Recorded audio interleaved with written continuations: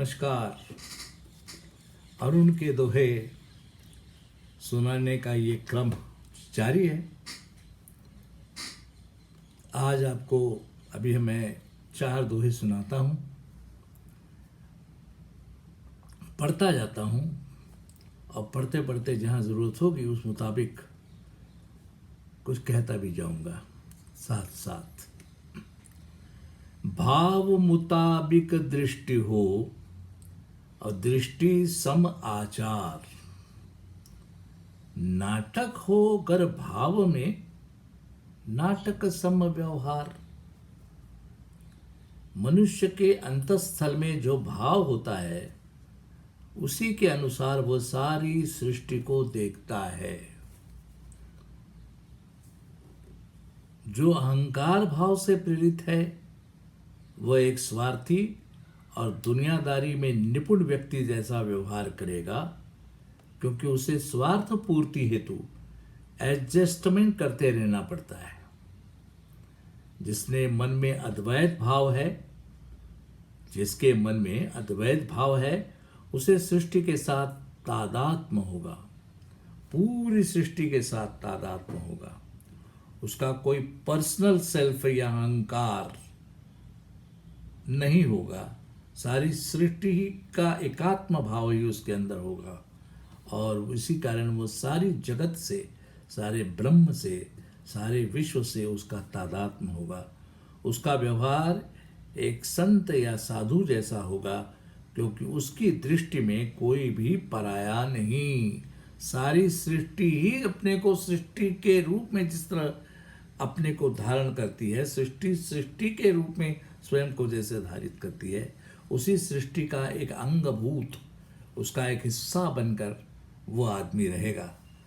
परंतु मूल भाव में अगर खोट या नाटक हो, हिपोक्रेसी हो, अंदर तो द्वैत भाव है, अहंकार का भाव बहुत ही एक्टिव है और बाहर से दिखाया जा रहा है कि सारे ब्रह्म के साथ एकात्म है। ऐसा अगर नाटक होगा या खोट होगी उसमें, तो व्यवहार में भी ढोंग या का झलकना स्वाभाविक ही है। दूसरा दोहा, तन मन धन सब संपदा, ब्रह्म जगत का अंग, घर मंजिल मार्ग सफर, सब रहते एक संग। ऐसी कोई भी वस्तु नहीं, कोई भी पदार्थ नहीं, कोई भी प्राणी नहीं, कोई भी संपदा नहीं जो ब्रह्म का अभिन्न अंग न हो। सभी स्थान, सभी क्षण, सभी स्मृति, सभी स्वप्न, सब कुछ ब्रह्म ही है। काया और माया दोनों ही ब्रह्म ही है। ब्रह्मवश हम परमात्मा को जानने का प्रयास कर रहे हैं, क्योंकि वह ब्रह्मत्व का हमें बोध नहीं है। इसलिए हम समझते हैं कि परमात्मा कहीं दूर और हम कहीं दूर, और उस परमात्मा को पाना है, खोजना है। परमात्मा को जानने का प्रयास हम करते हैं, क्योंकि हम भ्रम के ही कारण परमात्मा को जानना एक मंजिल समझते हैं। ये हमारा ध्येय है, हमारा लक्ष्य है, हमारी मंजिल है। ऐसा समझ करके हम परमात्मा को पाना चाहते हैं और फिर मार्ग, सफर और घर की चर्चा चल पड़ती है। लेकिन सत्य क्या है, वस्तु स्थिति क्या है, ये पूरी अस्तित्वगत वास्तविकता ये है कि यहाँ न कोई मंजिल है, न कोई सफ़र है, न कोई मार्ग है, सब कुछ एक ही एक है। और फिर मार्ग, सफ़र और घर की चर्चा चलाते हों, लेकिन मूल ब्रह्म का टूटने पर तत्काल सारा ब्रह्म हो जाता है, एकात्म हो जाता है। न मंजिल बचती है, न मार्ग बचता है, और न कुछ भी सफ़र होता रहता है। न सफ़र की ज़रूरत है, न समय की ज़रूरत है, न मार्ग की ज़रूरत है, न मंजिल की ज़रूरत है, और न कोई घर अलग है। सारा का सारा घर ही है। सारी की सारी अगर है तो मंजिल ही है, सारा का सारा अगर है तो मार्ग ही है, और सारा का सारा अगर कुछ है तो सफ़र है। कोई किसी से अलग नहीं है। अब तीसरा दोहा जरा अलग ढंग का है कि कटी जेब थी कल, आज नहीं कटी थी, कल कटी थी, अभी तक आज तक सुबह तक दोपहर तक पता भी नहीं था कि जेब कटी है। कटी जेब थी कल मगर गया आज मैं जान। अब ज्योतिषी क्या बताएं, ज्योतिषी साहब से जाके पूछिए कि साहब आज का दिन मेरा कैसा है।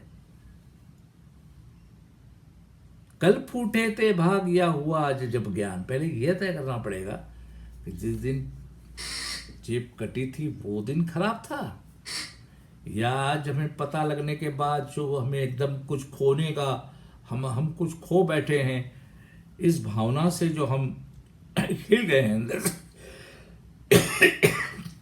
हमारा कुछ खो गया है, वो खोने का जो भाव आज दुखदायक भाव है, पीड़ादायक जो भाव है, तो वो आज हुआ है तो आज का दिन खराब है।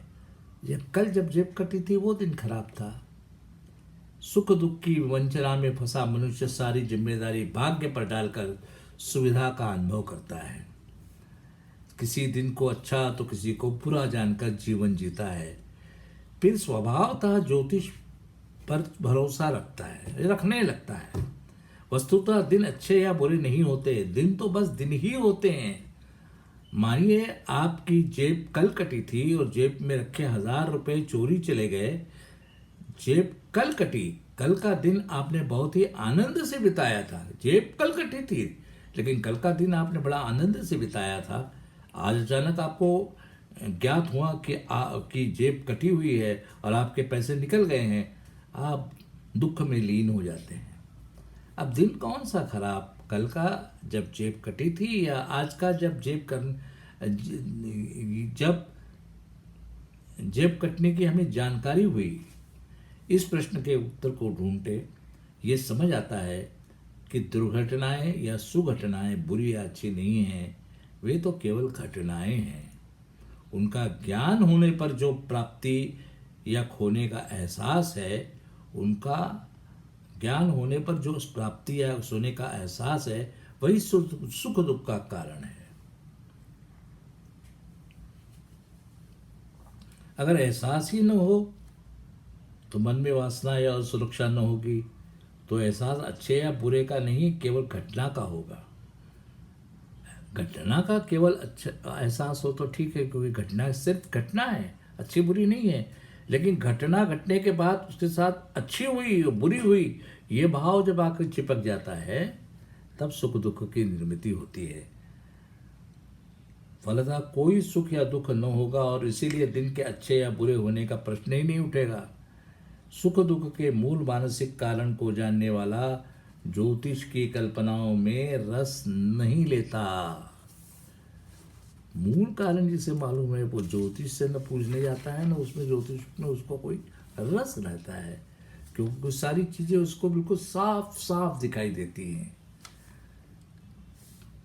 चौथा, शोधक खोजत चल रहा, नीचे बनती रेख। रेख मतलब उसके पैरों के पद चिन्ह, चलते चलते उसके पैरों के जो निशान बनते हैं, उसको यहाँ रेख कहा गया है।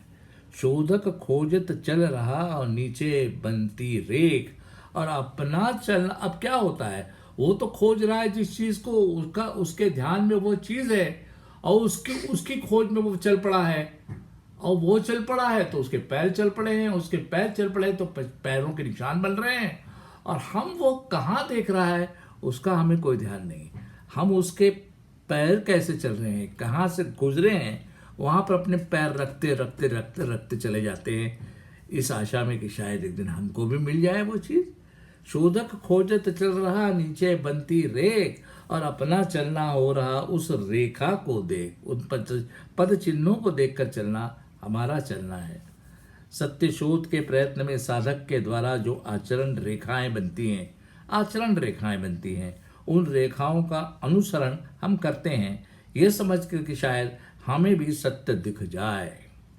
सत्य शोधक की खोज भरी आंखें सत्य के पीछे चलती हैं, उसके द्वारा जो आचरण यानी रेखाएं बनती हैं, वे सत्य की ही दिशा दर्शक नहीं होती, और रेखाएं सत्य की दर्शक नहीं होती। सत्य के दर्शक उसका जो ध्यान है, उस ध्यान में अगर आपका भी ध्यान उतर जाए तो आपको सत्य दिखेगा। उसके पैरों के चिन्हों पर अगर आपका ध्यान स्थिर हो जाए तो सत्य नहीं दिखेगा, केवल चिन्ह दिखेंगे। उसकी दिशा दर्शक नहीं होती। सत्य कोई स्थिर वस्तु नहीं है कि क्षण प्रतिक्षण परिवर्तित जीवन में डूबने पर ही सत्य के दर्शन संभव हैं। क्षण प्रतिक्षण जीवन बदल रहा है, उस बदलते परिवर्तनशील जीवन में डूबने पर सत्य दिखाई देता है। कोई फिक्स वस्तु नहीं है, कोई फिक्स रास्ता नहीं है कि चले निशान बन जाए और दूसरा उस निशानों को देखकर पहुंच जाए। ऐसी कोई व्यवस्था नहीं है, ये ऐसी कोई चीज़ नहीं है। इस चीज़ को जो ध्यान से सारी चीज़ों को देखेगा, समझेगा, उसे ही ये बातें समझ में आएंगी। धन्यवाद, नमस्कार।